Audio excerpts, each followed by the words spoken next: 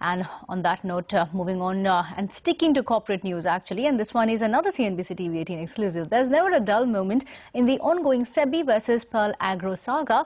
PACL, that is a Pearl Group company that had raised money from public in the name of agriculture and real estate businesses, has been found by the market regulator to have collected thousands of crores through illegal collective investment schemes over a period of 18 years. And while SEBI is in the process of refunding money to the investors after selling attached assets of PACL Group, it looks like they have more dirt on the company, and this one's a money trail that can be traced to Australia. Ashmit Kumar, who broke that story, is here with the details. Ashmit, a lot of complicated structure and contours.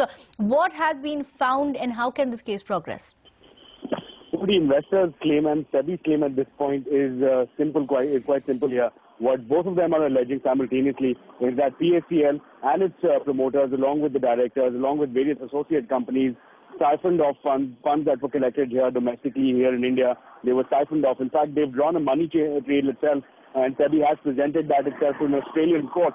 The concern here is that funds to the extent of 130 million were siphoned off to Australia. Using those funds, a hotel was bought in the year 2011 in Australia, Hotel Sheraton on the Gold Coast of Australia. Subsequently, it was sold off for a consideration of 140 million. Now, what we understand after speaking to sources is that SEBI has taken this issue on an aggressive footing. It has also filed an application in the Australian court, and it is essentially seeking freezing of these PACL assets and the PACL funds in Australia to ensure that the investors here domestically, here in India, are not prejudiced in any way. And subsequent to that, what we understand is that the hearing in Australia as we speak is underway, and that we'll be getting more updates on whether or not the Australian court grants any protection to SEBI, to the market regulator, or to the investors in question. Of course, it's important to remind our viewers that in the month of July, the Australian court had passed an order protecting the investors to the extent of $92 million of the 130 million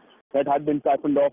So seeking similar protection, the hearing we understand is underway with the SEBI on an aggressive footing, on a war footing with respect to recovery of funds from Australia as far as PACL is concerned. Back to you. All right, Ashwin, thanks for joining in with those details. So that ongoing tussle between SEBI and PACL is expected to continue.